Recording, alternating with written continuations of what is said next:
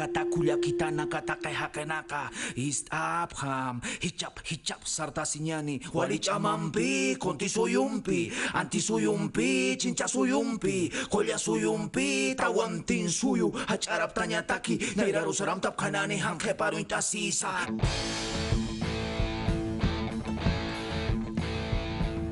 Cuando no podían dominar a mis abuelos con la cruz, intentaron dominar con las normas. Cuando no podían dominar con las normas, con la espada. Se prepararon para dominar, para dominar.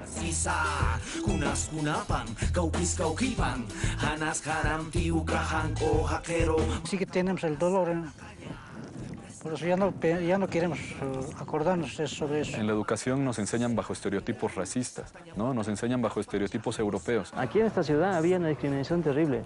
Los indígenas no podían entrar con su traje ni al centro de la ciudad. Somos un pueblo con una identidad diferente al otro y que además tenemos identidad propia, cultura propia. Que las fuerzas sociales decidan y como presidente solo mandar obedeciendo al pueblo y así podemos ir resolviendo los problemas que tenemos.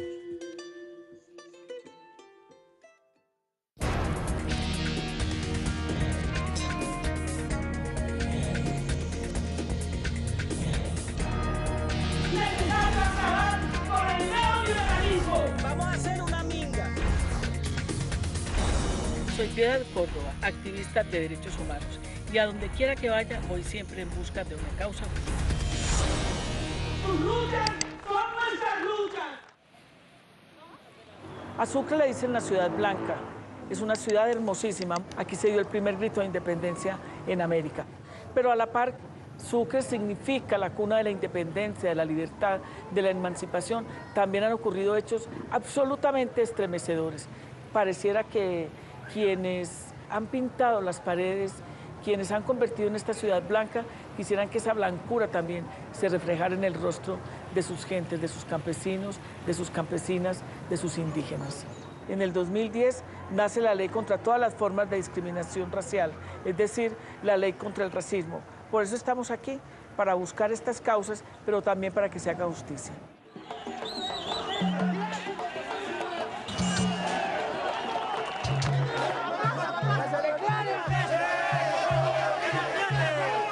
¡De rodillas, carajo! ¡Van a morir!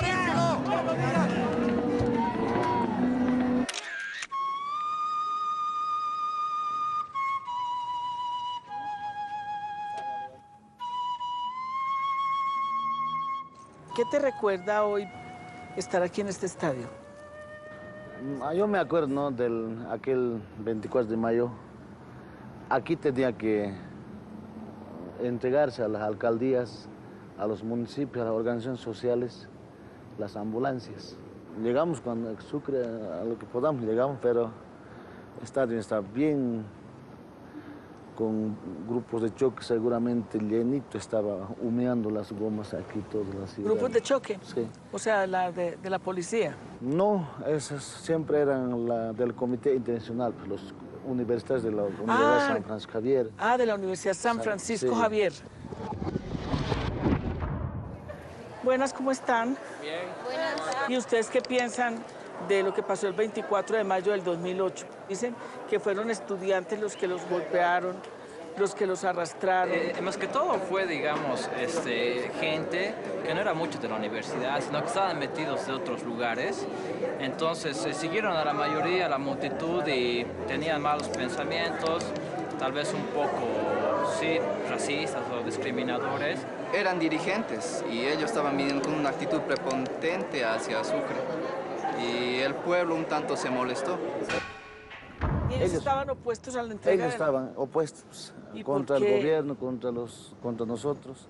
Ellos y el Comité Nacional de la Ciudad, pues, ahí estaba la alcaldesa de ese tiempo, Aide Nava, el Jaime Barrón era rector de la universidad. Yo les decía a los hermanos, nos retiraremos, nos van a pegar, vámonos. Entonces ya no nos ha dado tiempo para escaparnos, entonces nos han rodeado y nosotros en el medio hemos aparecido y ya hayan aprovechado para tirarnos con piedra, con palos y todo eso. Bien estaba yendo mi hija por delante. Yo sabe por qué no me hubiesen pegado, porque llevo el sombrero. Porque el que tenía sombrero, chancletas, a huasquear. a pegar. Y todos nos decían, ay, estos indios campesinos. Pero ellos también no son hijos de de indios, de indígenas, los estudiantes. Son pues, ¿Y son por qué? raíces de... Claro. Eso, pero... ¿Y quién entiende eso? No entiende. ¡Yo, la puta! ¡La puta les ha mandado! ¡Carajo, sáquenlo la ropa, mierda! ¡Sáquenlo la ropa, carajo! ¡Puta! Pero pensaba que...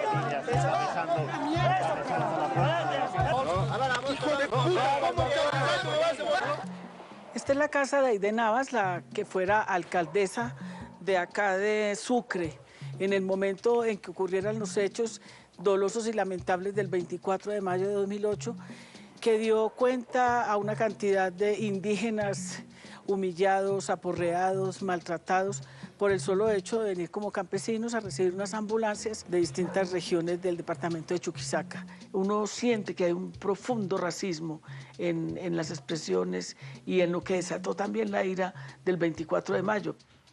Hubo una provocación de parte de...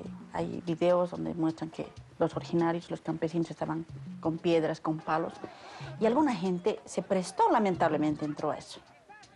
Los estudiantes. Algunos estudiantes y alguna gente que también trajeron de otros lugares. Fue algo armado. ¡Te quiero! ¡Fuerte! ¡Sucre, te quiero! ¡Sucre, capital constitucional de Bolivia! ¡Sucre, constitucional capital de Bolivia! ¡Nunca voy a ser del MAS! Yo estoy contigo, Sucre. Pero podría pensarse que como autoridades no hicieron nada y permitieron todos los hechos. Yo defendí, señora senadora. Yo defendí. Yo le voy a mandar absolutamente todos los videos para que usted conozca la verdad y la realidad de lo que sucedió el 24 de mayo. Yo lo que le pido, señora senadora, que lo que yo estoy hablando, y esa fue la condición para que yo pueda hablar con ella, tal, sí. se presente Se va a tal editar, como sí. sí. O sea, que no se muestre solamente como que uno reconoce que es racista. Yo no soy racista. Yo soy convencidísima de que Sucre no es una ciudad racista. Bueno, yo le agradezco mucho y espero que nos haga llegar los videos. Yo Sí, le voy a realmente, hacer llegar. Sí, bueno, entonces... Yo los voy a editar y le voy a hacer llegar. Yo los voy a editar y le voy a hacer llegar.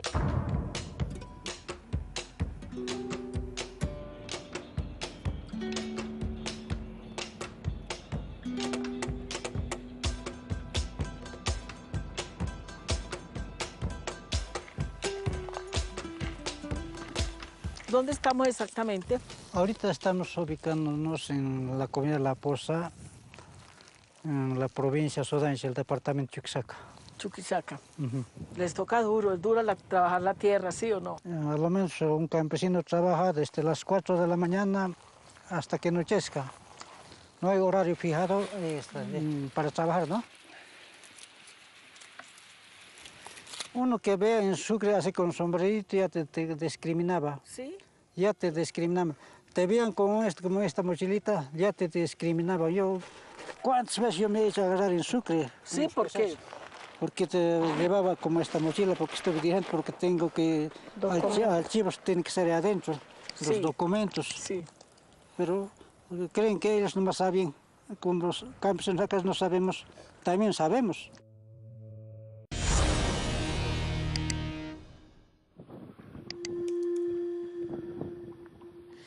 Bueno, Martín, lo grave de todo esto de la discriminación es que la sociedad tiende a negarlo, tiende a decir que no existe. Yo creo que ese ha sido uno de los temas más álgidos con el cual nos hemos tenido que chocar, porque justamente en el año 2007 en Bolivia todos pensaban que el tema del racismo, el tema de la discriminación era algo superado, era algo que se daba en círculos muy privados y en realidad no era algo que afectaba a nuestro país de manera estructural. Hasta que aparece la figura del indio de presidente. Hasta que aparece la figura del indio de presidente, pero en la Asamblea Constituyente nos encontramos. Como Bolivia nos encontramos obreros, nos encontramos maestros, nos encontramos indios, indias, nos encontramos intelectuales de clase media, nos encontramos profesionales de todo tipo. ¿El país? El país se encuentra en la Asamblea Constituyente y ahí es donde afloran y brotan estas expresiones de racismo. De racismo, sí.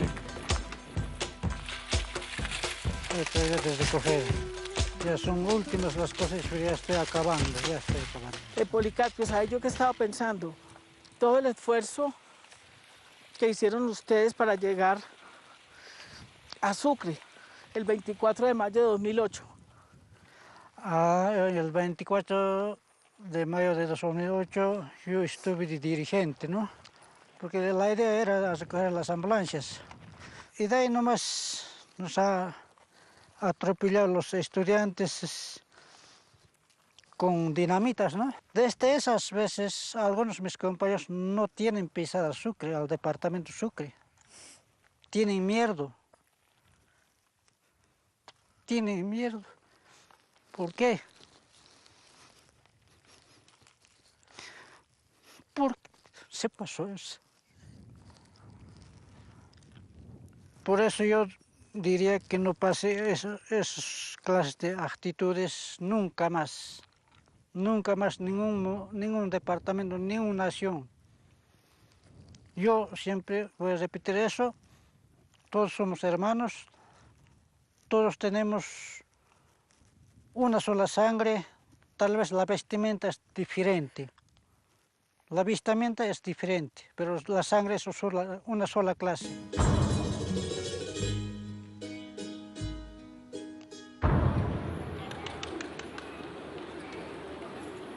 Quisiera comenzar por preguntarle, ¿usted ha sido discriminado antes de ser presidente y ahora que es presidente? Sí, porque ahora más que antes. Sí.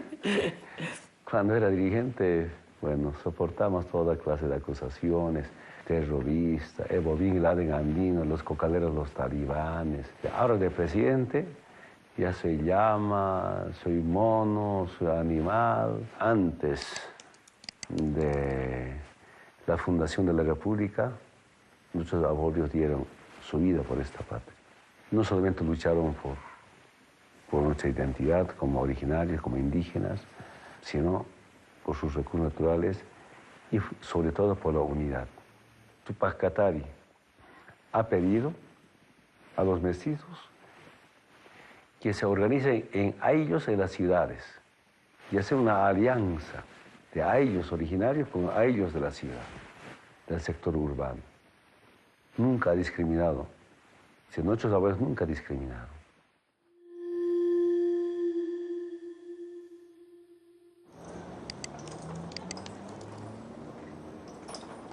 Y ustedes como estudiantes universitarias, como jóvenes además, ¿cómo se ven ustedes racialmente? Si yo te veo de fuera, yo digo son indígenas. A cabalidad como antes, no. Porque en parte hay personas que ya...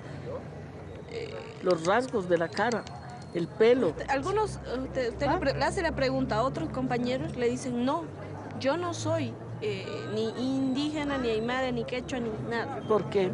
Porque tienen el ego de ser descendientes de españoles. ¿Eso es más importante o es mejor o qué es eso? Para algunos sí. Sí, para ti. Para mí no. Yo vengo de una familia campesina y he estudiado en la universidad, pero la universidad es la que forma así a los estudiantes, sí. No a todos. Yo siento por la gente que realmente sufre en el campo. Nuestro presidente no querían que sea un presidente. No, ¿por qué? Porque han dicho bien claro, es indio, le han dicho. ¿A qué atribuye usted, por ejemplo, los hechos que se dieron el 24 de mayo del 2008 que horrorizaron al mundo con esas imágenes? Todavía hay grupos de racistas, fascistas, o hijos o nietos de quienes expulsaron a Sucre, de Sucre.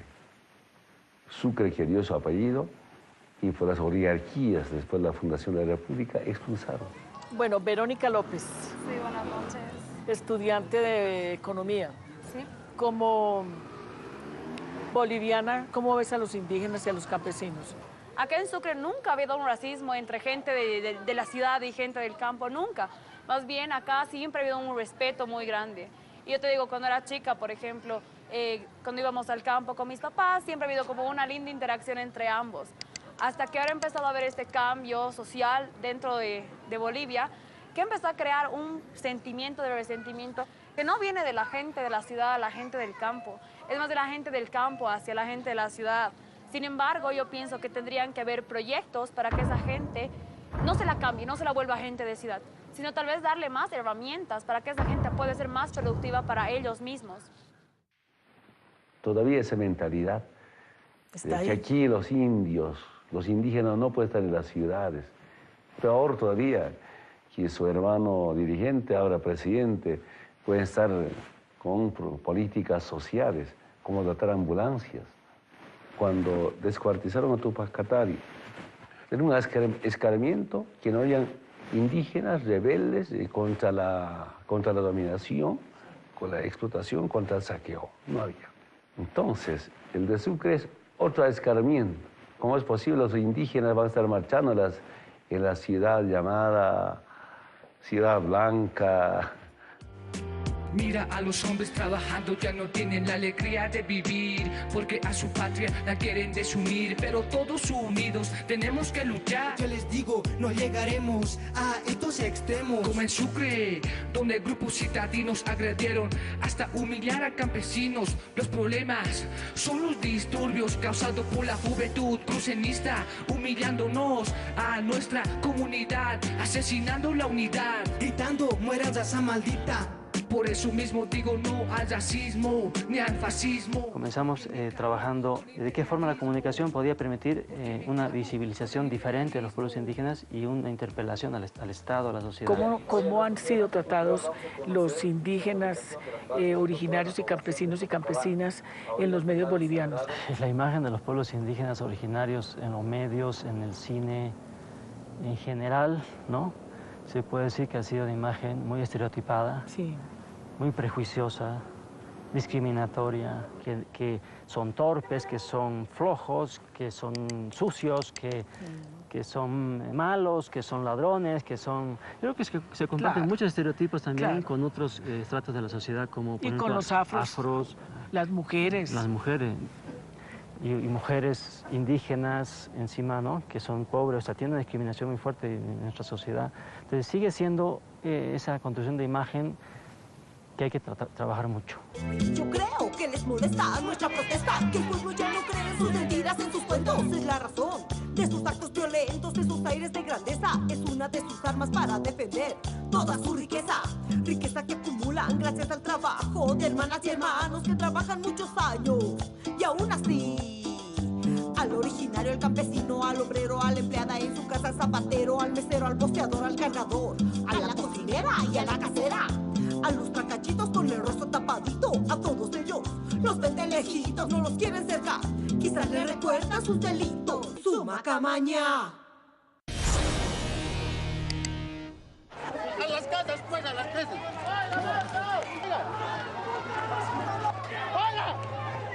La ley es igual para todos, sea rico, sea pobre, pero para el campesino no hay justicia. Estos los 5 años estuvimos en el juicio, nada.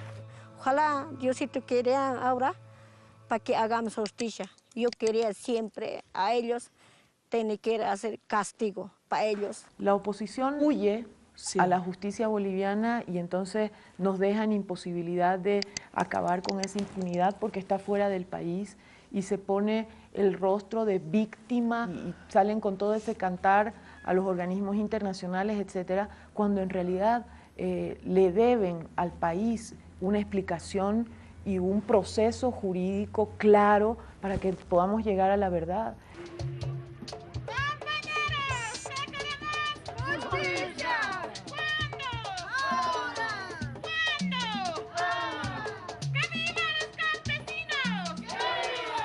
Nosotros vamos a seguir haciendo todo lo que esté en nuestras manos, desde la fiscalización, desde la denuncia, desde la búsqueda de la verdad, pero sabemos que no se ha cambiado en Bolivia todavía ese órgano judicial.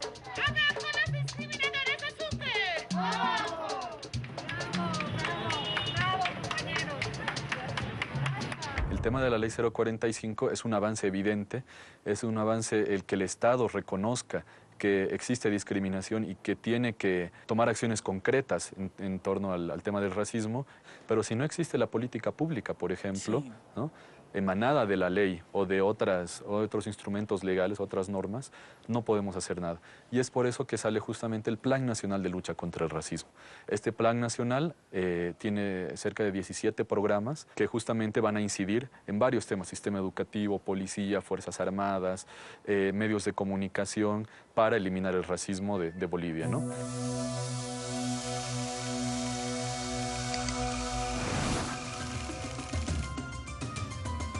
Fundada en los principios de interculturalidad, igualdad, equidad y protección, la Ley 045 decreta en su artículo 5: es deber del Estado Plurinacional de Bolivia definir y adoptar una política pública de prevención y lucha contra el racismo y toda forma de discriminación. Esta ley, que llega en el siglo XXI, debió esperar mucho tiempo, año 1532. Con la conquista se somete por la fuerza a los pueblos originarios y se estructura una sociedad de castas basada en la raza. En la cima, los blancos usurpadores de las tierras y de las minas. En el medio, los mestizos o cholos, fundamentalmente artesanos. Y finalmente, en condiciones de subordinación, tanto material como cultural, la inmensa mayoría indígena. 4 de julio de 1825. El libertador Simón Bolívar emite un decreto en el Cusco, Perú, que ilustra las condiciones de servidumbre de los pueblos originarios, que ningún individuo del Estado exija directa o indirectamente el servicio personal de los indígenas sin que preceda un contrato libre del precio de su trabajo. 1826. Tras la independencia, es redactada la primera constitución que establece la igualdad civil de todos los bolivianos ante la ley. Aunque se proscribe la esclavitud y la sociedad de castas, en la práctica se mantienen las jerarquías sociales basadas en el color y la identidad étnica. Entre 1880 y 1932, la estructura simbólica colonial se profundiza.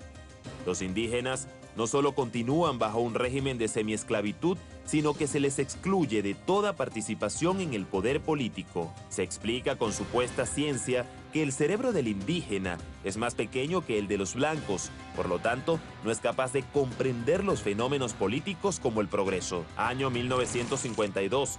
Con el decreto del 21 de julio de 1952, se concede el derecho a voto a todos los bolivianos mayores de 21 años. De 18 años siendo casados, cualquiera sea su sexo, instrucción, ocupación o renta. La Revolución Nacional espera alcanzar una nación boliviana uniforme, donde todos dejaran sus particularidades étnicas para integrarse a la bolivianidad. Este intento homogeneizante de la sociedad desconoce las formas de organización y de pensamiento indígena. Año 2006.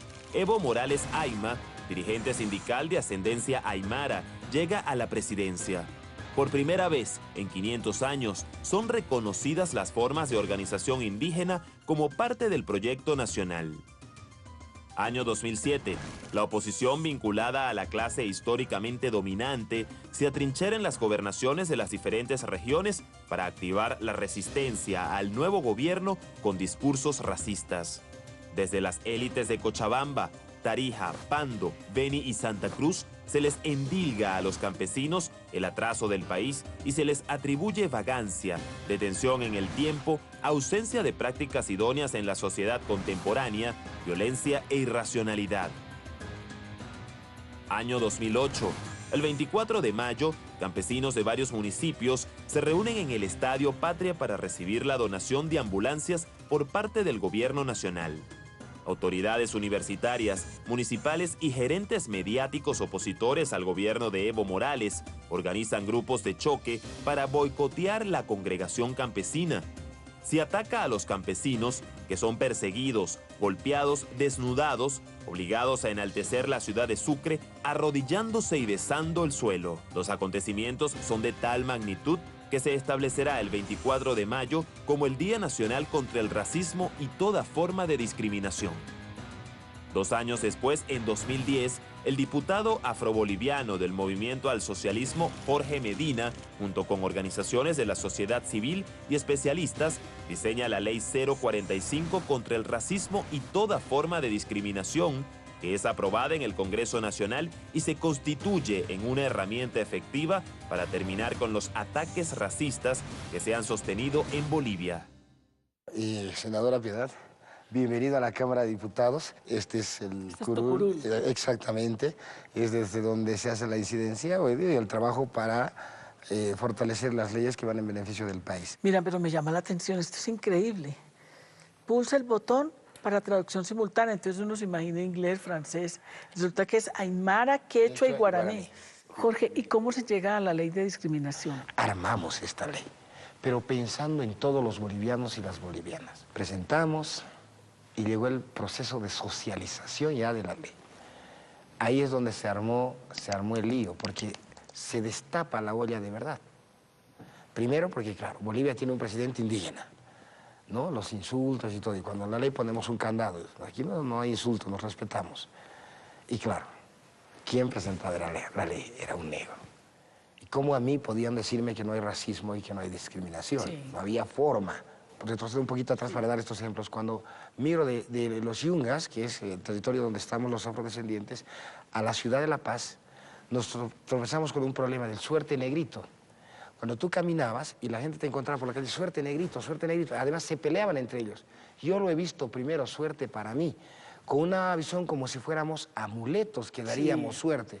Y por otro lado, discúlpame, mi senadora, yo no oculto nada. Dice, los negros solamente son buenos para bailar, los negros son buenos para el deporte, son buenos y son buenos para el sexo, porque las mujeres negras son calientes y los hombres negros la tienen largo.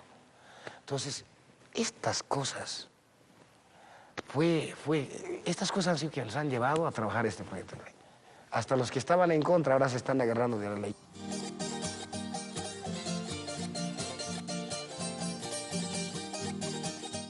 Todos tienen derecho a pensar diferente, pero hoy en día los pueblos quieren paz, evidentemente paz con justicia social. Ahora tú ya no puedes vociferar insultos racistas en la calle, ¿no? Y quedarte muy tranquilo, porque, bueno, hay una ley que te respalda, ¿no?